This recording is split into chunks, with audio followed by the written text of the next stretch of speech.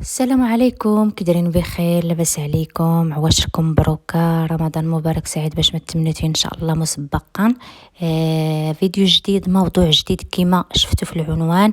المساعدات اللي غندير على قبل الناس اللي محتاجين، الناس اللي كيقلبوا على العقود العماله ولا ما خدامينش ولا ما عندهمش سكنه، ولا المهم صونين ديفيكولتا، ولا عندهم يعني المشكل كيفاش كنساعد الناس اللي ديجا ساعدتهم والحمد لله استفدوا، والناس اللي محتاجين يعني اللي في المغرب كيفاش غادي نساعد ليهم او لا نصيفط ليهم من هنا من الطاليان المغرب. يعني اول قناه غادي دير هذه المبادره هذه من المالي الخاصه، غير باش نجاوب الناس اللي غاديين يدخلوا عاوتاني يقولوا لي واش عندك الجمعيه. انا ما عنديش الجمعيه، ما كنشدش التبرعات ولا الفلوس من عند الناس باش انا نصيفط لكم، لا داكشي اللي غادي نعطي للناس ولا داكشي اللي غنساعد به الناس من المالي الخاصه ان شاء الله غنشارك معكم كل شيء، وغادي نشرح لكم بالتفاصيل الممل في هذا الفيديو كيفاش غادي تتم العمليه، وكيفاش غنساعد لهاد الناس اللي ما خدامينش وما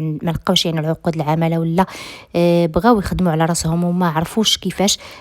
عندي الطريقه ديالي الخاصه، يعني بسيطه وسهله، وكنساعد بها الناس في سبيل الله بدون المقابل، غير باش نجاوب لكم.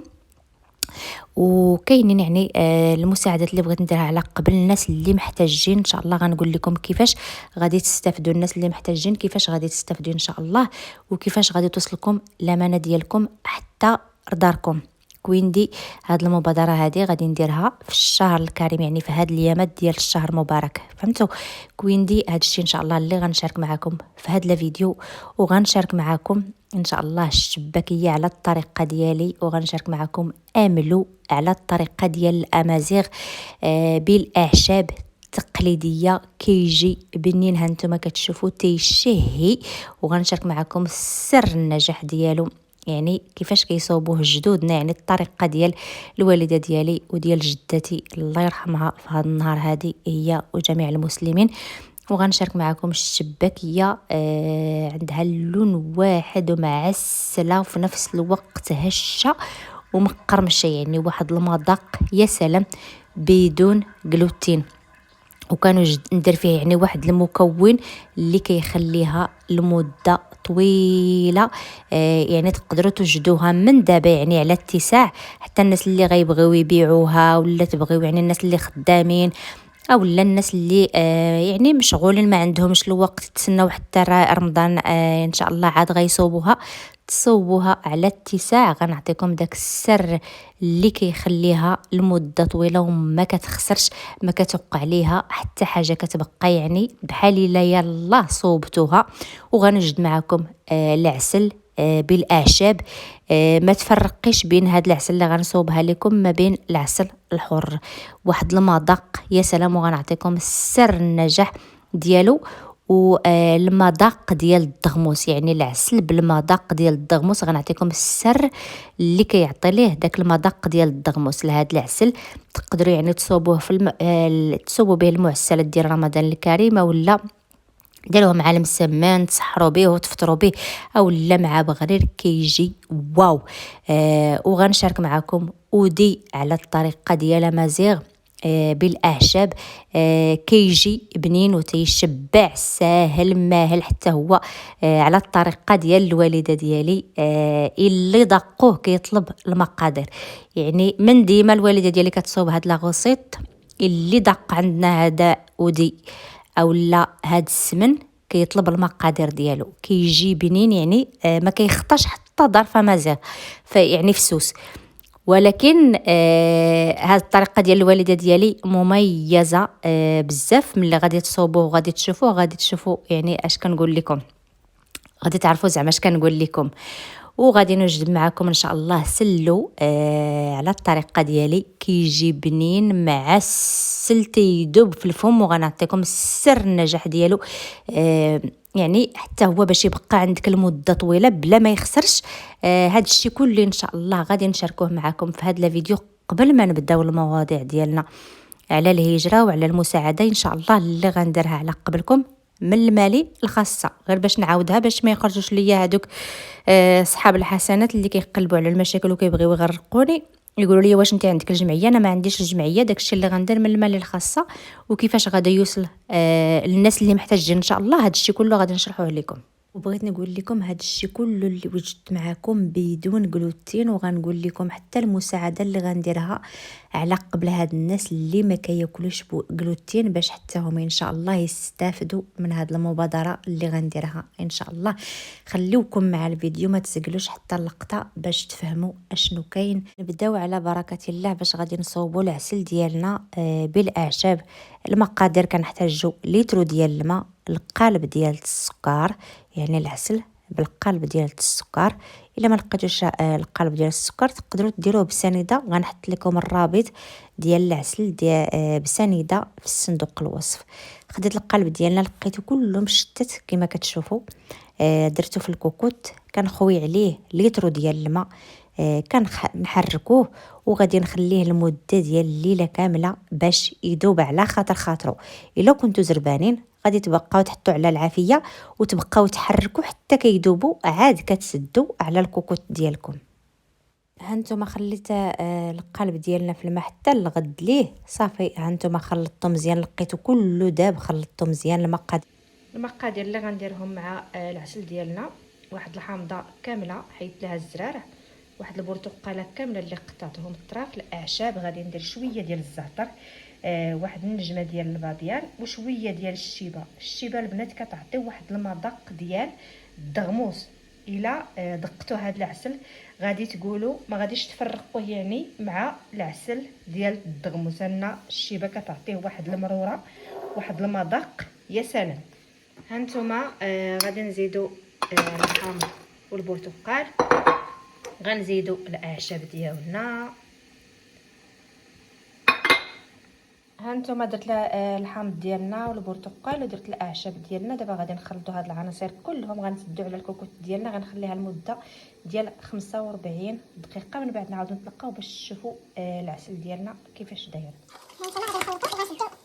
هانتوما حليت على الكوكوت ديالنا من بعد 45 دقيقه. لقيت العسل ديالنا مازال ما كملش طيابو، انا بان ليا البرتقال والحامض باقي اللون ديالو ما معسلش مزيان.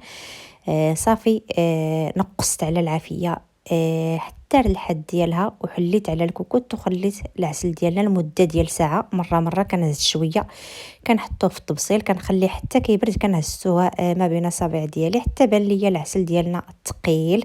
صافي كنزيد عليه واحد نص قرعه ديال ما الزهر. صافي كنخلطوه وكنطفيو عليه وكنصفيه، كنخليه يبرد حتى الغد ليه عاد استعملته في الشباكيه ديالنا. دابا غندوزو على بركه الله باش نصوبوا الشباكيه ديالنا على حقها وطريقها.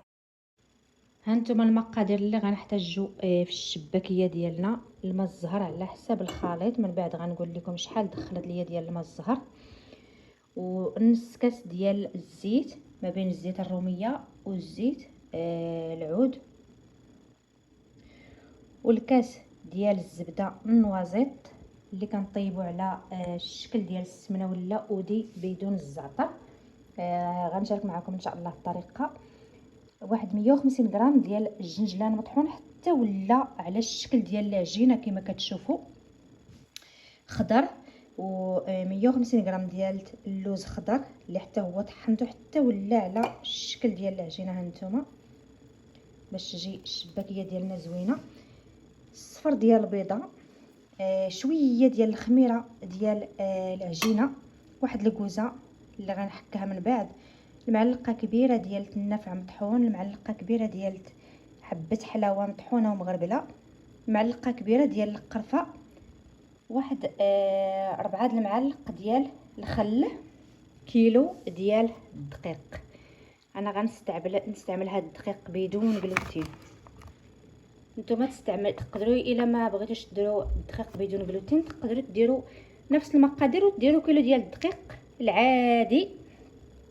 انا استعملت هذا اللي مختص بليباط. واحد الخماره ديال الحلويات، واحد الضامط ديال كنور بالمذاق ديال الزعفران الحر. هادشي اللي كاين في المقادير. دابا ندوزو للطريقه. القصريه كندير كيلو ديال الدقيق بدون جلوتين كامل، هذا النوع اللي مختص بليباط احسن دقيق انا لقيته في هذا الدقيق بدون جلوتين. ها انتم درت الدقيق ديالنا في القصريه. كنزيدوا بسم الله، غنزيدوا العجينه ديال اللوز، العجينه ديال الكاوكاو، ديال الجنجلان. مشات ليا يا بنات ما تديوش عليا. غنزيدوا التوابل. هنا كندير قبصه الملح، نسيت ما حطيتهاش مع المقادير. وغادي نحطوا الكوزه ديالنا كامله. حكيت الكوزه ديالنا. غادي نزيدوا الزبده وغنزيدوا الزيت وغادي نخلطوا كلشي جيدا. من بعد نعاودوا نطلقوا باش غادي نزيدوا العناصر الاخرين. ها نتوما كسكست مزيان الدقيق ديالنا مع المقادير كاملين اللي درناهم على الطريقه ديال التصابلي مثلا، باش الدقيق ديالنا يشرب لينا الزيت وما يعذبناش لا في العجينه ولا حتى ملي كنطلقوا العجينه ديالنا كتجينا سهله الا درنا بحال هذه الطريقه. كنزيدوا الخماره ديال الحلويات. غادي نزيدوا الخل تقريبا 4 المعالق ديال الخل. غنزيدوا الصفر ديال البيضه وغنعاودوا نخلط. ديت القرعه ونص ديال الماء الزهر، سخنته مزيان ودرت معاه ديك البنه ديال التكنور. العجينه ديالي دخلت ليا 2 القراعي ديال الماء الزهر. تقدروا نتوما ديروا القرعه ديال الماء الزهر وديروا القرعه ديال الماء، ماشي مشكل. ما دلكتها ما والو، كورت منها الكويرات وطلقتها بلا ما نخرجها حتى من الماكينه. يعني هاد الشباكيه ما خرجتهاش من الماكينه، غير طلقتها بالمدلك. كناخذ 4 ديال الشرطات كما كتشوفوا ديال الشباكيه، كنقرصهم منها 2 جوايه، كنقطعهم صافي. ها الشباكيه ديالنا بدون تشبيك، سهله ماهله بدون العذاب. درت كيلو دغيا دغيا دغيا دغيا، كملته صافي. استمرت بحال هكا حتى كملت الشباكيه ديالنا صافي. مشيت كنقليها. نقول لكم هذا الشباكيه ما غاديش تخرجوها من ديك الاله ديال السباغيتي مثلا، حيت هاد العجينه كتقطع، فهمتوا؟ داكشي علاش ما غاديش تحتاجوا لا تدلكوها لا تخرجوها من الماكينه، غير بالمدلك فقط. تكتفيو يعني بالمدلك، حيت هذا الدقيق ما فيهش جلوتين اللي كيجمعوه ملي كتخرجوه من الماكينه. يعني كتقدروا تحكموا فيه. هذا الدقيق كيكون صعيب شويه باش تتعاملوا معاه، ولكن هذا النوع انا اللي استعملت احسن دقيق انا لقيته. ما خليت حتى النوع ديال الدقيق ما استعملتوش، ولكن هذا ماشي كندير ليه شهر البنات، غير باش يكون في علمكم. انا ما كندير ليه شهر حتى شي واحد، غير ملي كتعجبني شي حاجه كنقولها لكم باش نتوما تستافدوا. ها نتوما الجنجله اللي غادي نزينوا به الشباكيه ديالنا حمرته ودرته في الطبسيل. الزيت ديالنا بدا كيسخن. العسل ديالنا اللي وجدته معكم بالاعشاب كيجي رائع جدا وثقيل. وجدت الشبكه ديالنا فين غادي نحطو. دابا غندوزو باش نحطو الشباكيه ديالنا هذيك اللي بدينا بها في الاول، اللي غادي نبداو نطيبوها.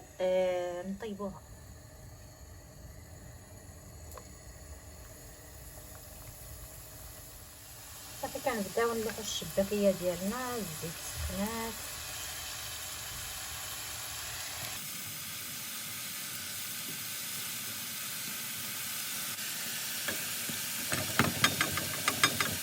هانتوما باش كتحمر من الجهه كنقلبوها للجهه اخرى. كنقص على العافيه باش تجينا الشباكيه ديالنا كلها مقرمشه واخده اللون واحد. هانتوما الشباكيه ديالنا تحمرات اختي وخدات اللون الذهبي تقرمشات.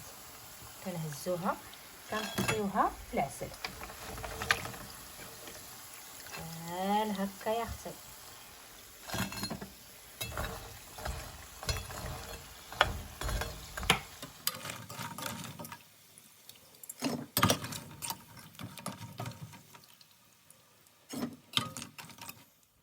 هانتوما اختي كنغطسوها مزيان في العسل باش تشرب لينا مزيان العسل.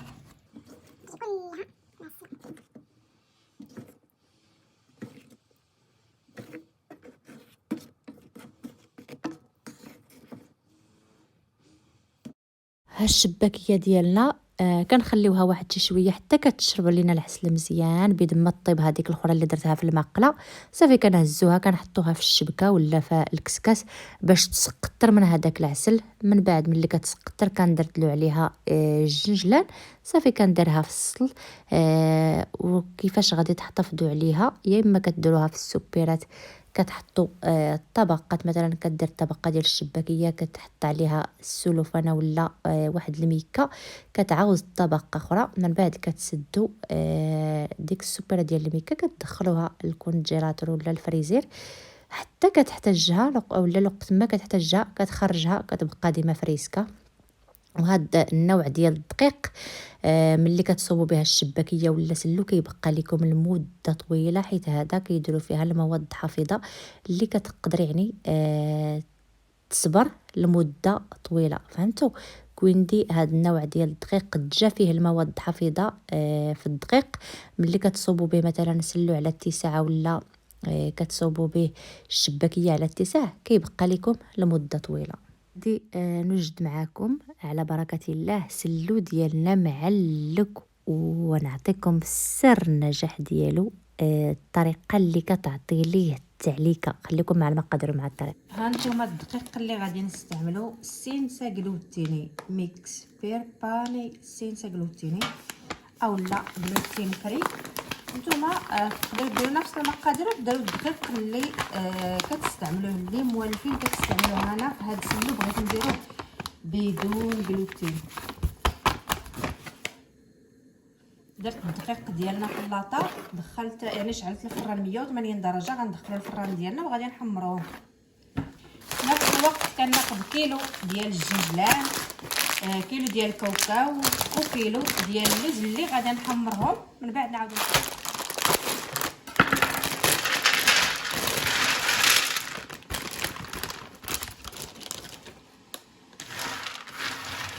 غندخلو كاوكاو ديالنا للفران. درتو في اللاطه 180 درجه حتى كيتحمر ياخذ اللون الذهبي. نديرو نفس الشيء مع اللوز ومع الجنجلان. من بعد نعاودو نتلاقاو.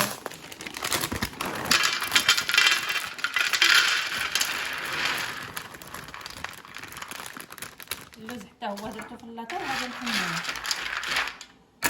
ها نتوما الدقيق ديالنا دخلته للفران حتى تحمر وخدا اللون الذهبي. مره كنحرك فيه. دابا غادي ندوز باش نغربلوه. حمرت النافع، حمرت حبه حلاوه، حمرت الجنجلان مشات ليا الجنجلان ديالنا، كاوكاو حتى هو حمرته في الفران، وحمرت اللوز وجدت القصريات دياولي.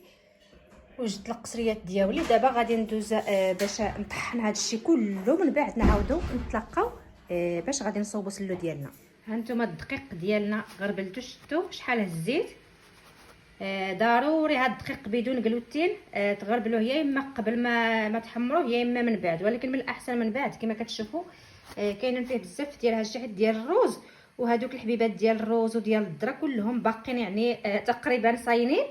خاصكم ضروري يعني تغربلوه باش يجيكم سلو ديالكم يعني ناعم ورطب.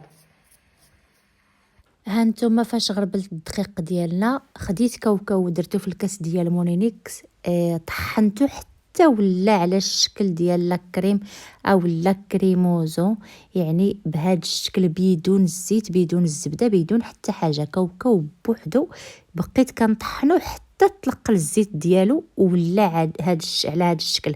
هذه الطريقه ما غاديش تخلي سليلو ديالنا يشرب بزاف ديال الزيت ولا بزاف ديال الزبده. غير داك شويه ديال الزبده اللي غادي ديروا وشويه ديال الزيت اللي غادي ديروا يعني غادي تكتفيو بها. غندير نفس الشيء مع اللوز حتى هو غنطحنوه بوحدو حتى وكيولي كريموزو، وغادي نديروه وندير نفس الشيء مع الجنجلان. هذا كيلو ديال اللوز هرمشت فيه شويه ودرتو مع سليلو ديالنا، والجنجلان درت واحد 2 كيسان ديال الجنجلان صاينين ما مطحونينش. المباقي ديال الجنجلان طحنته، وهذوك 2 كيسان خليتهم يعني غنديرهم في السليلو ديالنا باش يبان فيها داك اللوز مهرمش، يبان فيه داك الجنجلان. والمباقي طحنته حتى ولا على الشكل ديال الكريم. هانتوما اشنو اللي غنزيدو على سلو ديالنا. المعلقه كبيره ديال القرفه مطحونه ومغربله، المعلقه كبيره عامره ديال النافع اللي حمرته وطحنته وغربلته، المعلقه كبيره عامره ديال حبه حلاوه حتى هي غربلتها وحمرتها في الاول وطحنتها مزيان، المعلقه كبيره عامره ديال الكوزه اللي حكيتها وغربلتها، العسل الحر على حساب الحلاوه، الزيت ليسيور واحد زليفه ديال الزيت ليسيور اللي طيبتها واحد المده ديال 15 دقيقه وخليتها حتى بردات، الزبده ديالنا نعطيكم السر ديال الزبده ديال النوازيط اللي غادي تصوبوا بها سلو ديالكم وغيبقى لمده طويله وما غاديش يخسر. خديت كيلو ديال الزبده، درت معاه المعلقه ديال الدقيق، شويه ديال الملحه، طيبته حتى دابت هذيك الزبده، ودرت معاها 2 المعالق ديال الماء شنو هو الدور ديال الماء كيجمع هذيك داك الدقيق اللي كنديروه، الدقيق كيمص هذاك الحليب، كتخليو داك الدقيق حتى كيولي اللون ديالو الذهبي، كتعرفوا باللي الزبده ديالنا طابت وداك الحليب ما بقاش فيها. صافي كنحطوا ديك الزبده على الجنب، كنصفيها، كنحيد هذاك الدقيق اللي ولا اللون ديالو الذهبي وخدا لينا هذيك الزبده كلها اللي كتكون ف اولا الحليب اللي كيكون في الزبده ديالنا، يعني داك الدقيق مصها كلها. صافي كنصفيوها، كنخليو الزبده ديالنا كتبقى يعني واخا تبقى عندك المده طويله كتقدري يعني ديري بها سليلو ديالك، ما غاديش يخسر لك ما والو. وزائد داك الدقيق بدون جلوتين حتى هو فيه المواد الحافظه اللي كيخليو الحاجه لمده طويله. وخديت شويه من الجنجلان، يعني ما هرمشتو ما والو، غير باش يعني نحسوا بالجنجلان، الطرف ديال الجنجلان في السلو ديالنا. هذا الجنجلان حتى هو طحنته حتى ولا على الشكل ديال العجينه، اللوز اللي طحنته حتى هو كاوكاو حتى هو، والدقيق ديالنا راكم شفتوه غربلته يعني مزيان. دابا ندوزو للطريقه. هانتوما كنزيدو هذوك العناصر كلهم اللي ذكرناهم، غادي نخلطو مع بعض بيدينا يا اختي.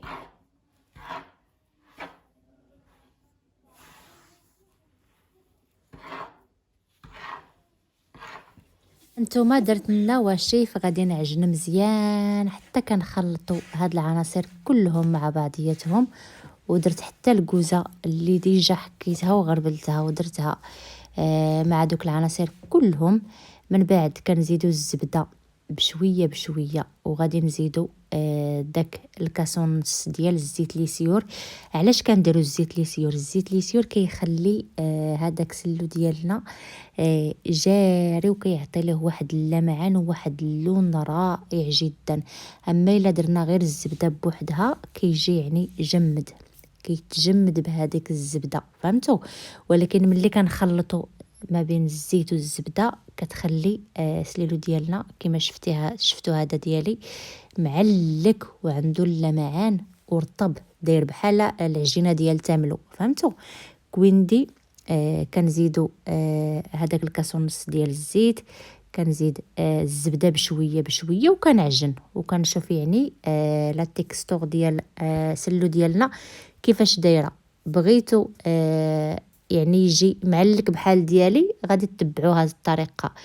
دخل لي تقريبا 700 غرام ديال الزبده النوازيط، وداك الكاسون نص ديال الزبده ديال الزيت عفوا سمحوا لي، والعسل الحر على حساب الحلاوه. ما بغيتوش ديروا العسل الحر ديروا العسل العادي، هذا نيت اللي صوبت معكم في هذا الفيديو، راه كيجي مع الوصفات رائعه جدا. ما هذا هو سلو ديالنا، خليته حتى الغد لقيته يعني شارب ديك الزبده وداك الزيت على حقه طريقه، وصافي درته في القصريات وزينته باللوز اللي سلقته في الماء وقشرته وقليته في الزيت.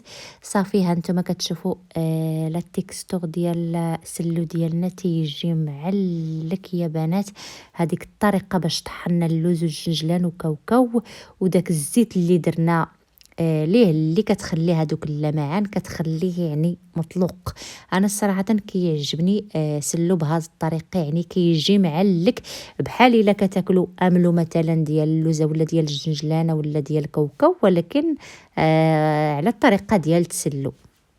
فغندوزو باش نصوبو املو ديالنا على الطريقه ديال امازيغ ولا على الطريقه ديال السواسه اللي ما كيخطا حتى شي دار. خليوكم مع المقادير ومع الطريقه، غنصوبوه غير بكاوكاو. انا خديت كيلو ديال الكاوكاو مقشر، تقدروا ديروا حتى اللي ما مقشرش كنحمروه في المقله ولا في الفران. انا هنايا كنحمروه غير في المقله. من بعد خديته ودرتو خليته حتى دفى شويه ودرتو في الكاس ديال مونينيكس. بقيت كنطحن فيه حتى ولا على الشكل ديال لاكريم. وخديت ديجا الزيت لي سيور طيبته، كندير معاه واحد شويه ديال العجينه. كنخليه على العافيه كتكون هاديه حتى كيبان ليا تبان ليا ديك العجينه تحمرت وخدات اللون الذهبي. كنعرف باللي الزيت ديالي راه طاب. ما ديروش بالزيت خضر، خاصكم ضروري طيبوا الزيت ديالكم. هذه الطريقه ديال السواسه اللي كيديروا بها املو كما قلت لكم، اللي ما كيخطاش حتى دار. ملي كيبرد الزيت ديالنا كنخليوه على الجنب. كناخذ ديالنا اللي حمرناه غير في المقله، كندير معاه شويه ديال الملحه وشويه ديال الاعشاب. هذا هو السر ديال املو ديال امازيغ ولا ديال البلاد. هذا الزعتر كيعطي ليه واحد المذاق يا سلام. كنطحنوا كاوكاو ديالنا مع الملحه ومع الزعتر. كنبقاو نطحنوا كاوكاو ديالنا حتى كيولي على هذا الشكل، يعني ولا العجينه معلكه.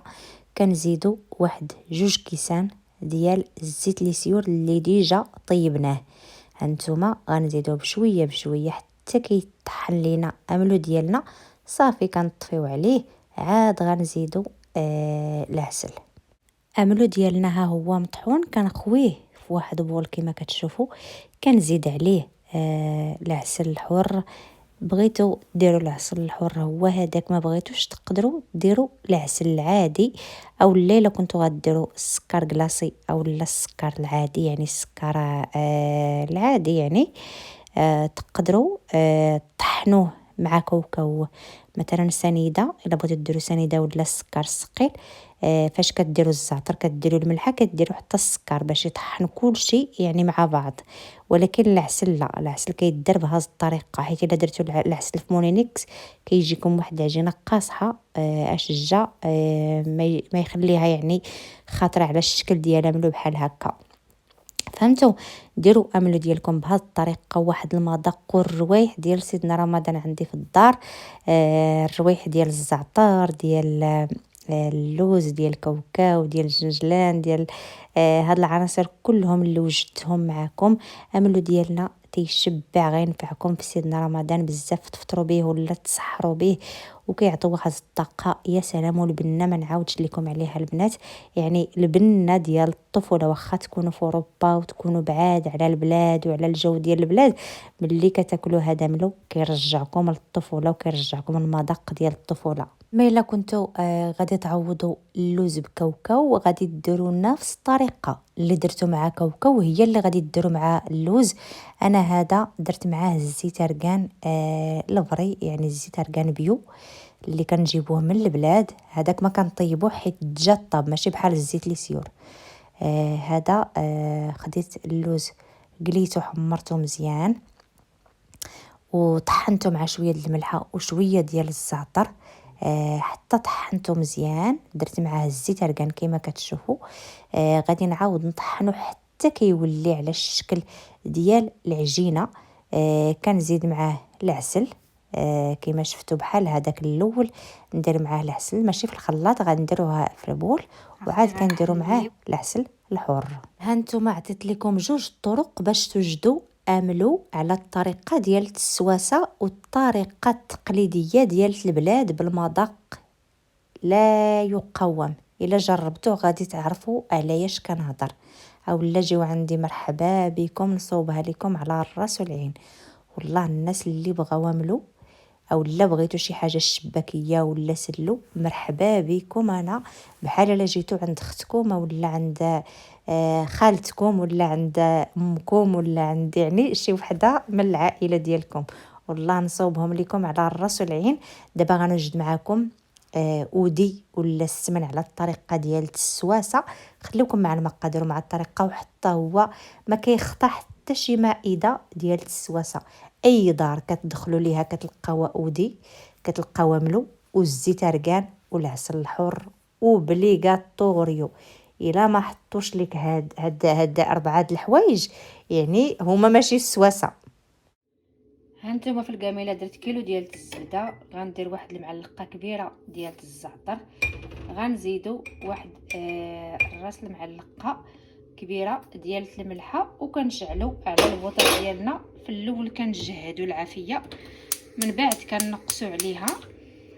نتوما ملي كتذوب الزبده ديالنا كنزيدو معاها المعلقه ديال الدقيق، واحد نص كاس ديال الماء العادي. اشنو كيدير الماء غادي يجمع لينا هاد الدقيق، والدقيق غادي يمص لينا هذاك الحليب اللي كيكون في الزبده. باش نقدروا نحتفظوا على هاد السمن لمده طويله، وهاد السمن نقدروا نصوبوا به حتى سلو ديالنا اللي غيبقى لينا لمده طويله. قلت لكم بنفس السمن تقدروا تصوبوا به سلو ديالكم، غير هذاك اللي غادي تصوبوا به سلو ديالكم غادي ديروا نفس الطريقه، ما غاديش ديروا الزعتر باش ما يجيكم المذاق ديال الزعتر في سلو ديالكم، هذا ما كان. اما الا كنتو كتعشقوا المذاق ديال الزعتر في سلو ماشي مشكل، تقدروا ديروا نفس السمن.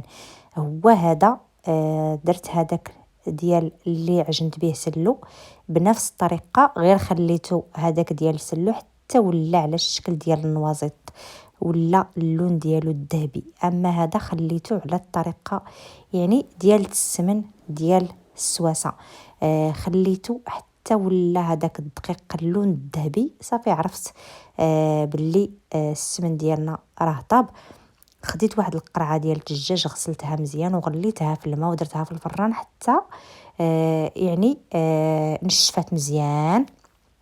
بهذه الطريقه كتكون القرعه معقمه باش ما يخسرش لكم السمن ديالكم. تقدروا يعني تحتفظوا عليه من دابا حتى الشهر الكريم وتدوزوا عليه رمضان ولا حتى العيد ان شاء الله. الا بغيتوا ديروا الكميه كثيره، انا درت كيلو ديال الزبده، نتوما تقدروا ديروا كتر. والسر ديال النجاح ديال هذا السمن باش يجي يعني باش يصدق معكم ويجي زوين وواعر، ديروه في الروز. هذه هي الطريقه ديال الوالده ديالي. كتاخذ واحد بول كدير فيه الروز، كتخشي فيه القرعه ديال السمن، كتغطي هذاك القرعه بالروز، كتغطيه بواحد الثوب، كتخليه يعني في واحد المكان يعني يكون بارد.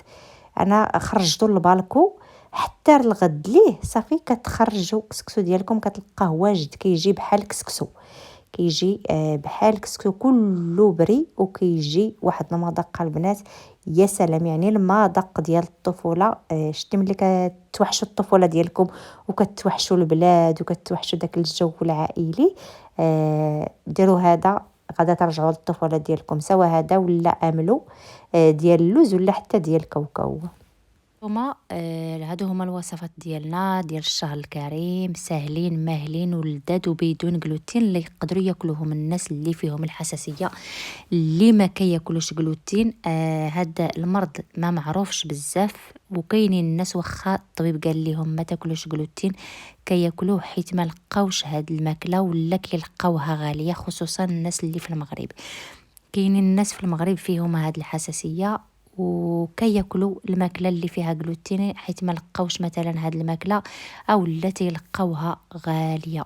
كيفاش غنساعد مثلا لهاد الناس؟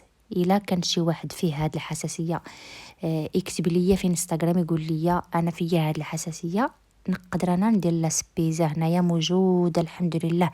التقضيه ولا الماكله اللي ما فيهاش جلوتين كاينين انواع ديال الدقيق من غير هذا النوع اللي شاركت معكم. هاد الماركه انا كتعجبني الصراحه، وكيصدقوا فيها الحلويات ولا الخبز ولا البيتزا. فيها يعني بزاف ديال الانواع. كاين الدقيق مختص بالبيتزا، كاين مختص بالخبز، كاين مختص هذا اللي شاركت معكم مختص لي بات وجربته في الشباكيه وصدق، يعني زوين بزاف.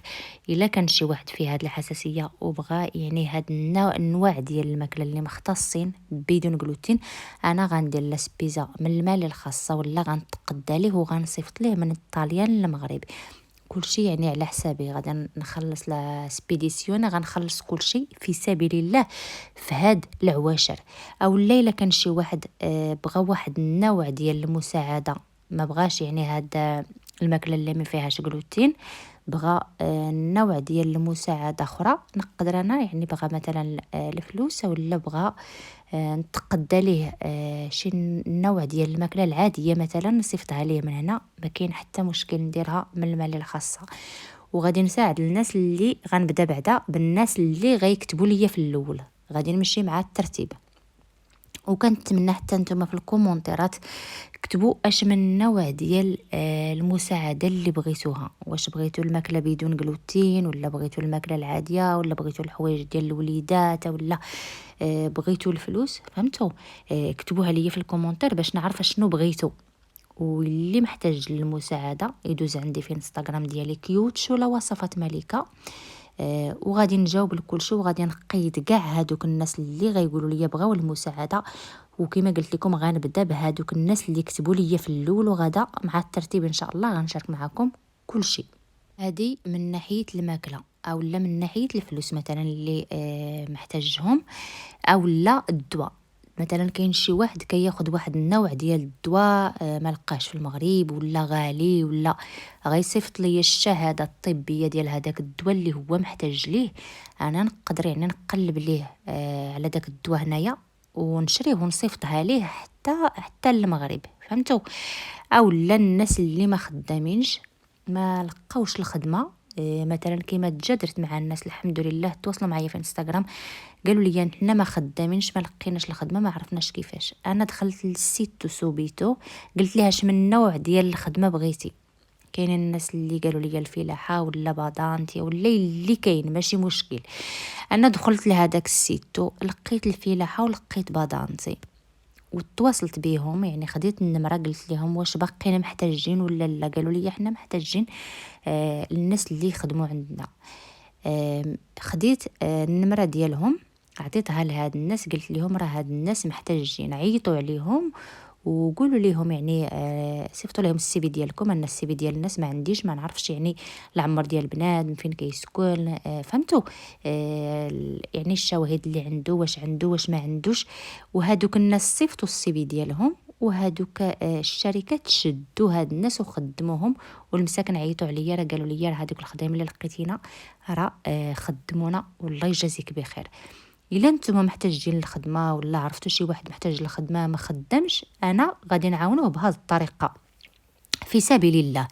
يعني كناخذ من وقت ديالي كنمشي يعني نعيط على هذاك الناس، او لا في الاول مثلا كنسول هذاك الشخص فين بغى هذيك الخدمه، المدينه اللي بغى فيها هذيك الخدمه في الطليان، او لا الشركه اللي بغى فيها الخدمه. يعني كما قلت لكم واش البني واش بادانتي واش دوميستيك واش، فهمتوا؟ انا كندخل دوك الخدايم كاينين في السيتو، كاين البني كاين بادانتي كاين دوميستيك وكاين كاميريرا كاين الريستوراسيوني كاين بيتسايولو. الخدمه اللي بغيتوها انا كنكليكي عليها، كندخل كنعيط عليهم كيحطوا الرقم ديالهم ديال التليفون وكيحطوا جيميل ديالهم. انا كنعيط النيشان كيجاوبوا في الحين، كيقولوا لك يا اما باقيين محتاجين يا اما ما بقاوش محتاجين. انا كنعيط عليهم كنقول لهم شحال ديال الناس محتاجين ليهم، واش باقيين محتاجين، والمواصفات اللي محتاجينهم ديجا هما كيحطوهم يعني ف انونشو ديالهم باش اللي فيه ديك المواصفات كيتواصلوا معاهم. فهمتوا؟ كون ندير بهذه الطريقه نقدر نساعد الناس باش يخدموا. الا كنتو كتعرفوا شي واحد ما خدامش ولا عنده المشكله، ولا حتى الا ما عندوش مثلا السكنه، راه كاينين الجمعيات هنايا في هذه النواحيه ديال بولونيا كيساعدوا لهاد الناس اللي ما عندهمش السكنه ولا ما عندهمش يعني فين يسكنوا ولا ما عندهم باش يعيشوا ولا عندهم شي مشكل، كاينين الجمعيات كيساعدوا لهاد الناس. نقدر زعما نتواصل ليهم مع هاد الجمعيات، فهمتوا؟ هادو هما المساعدات اللي بغيت ان شاء الله نديرهم في هاد الشهر الكريم. الا بغيتوا تبارطاجيو الفيديو مع الناس ومع الاحباب باش ان شاء الله كلشي يستافد. انا دابا نتسناكم الكومونتيرات ديالكم واش موافقين والنوع ديال المساعده اللي نتوما محتاجين ليها، حيت انا ما عارفاش. يعني الناس اللي فيهم الحساسيه ما عرفتش انايا كيفاش غادي نلقاو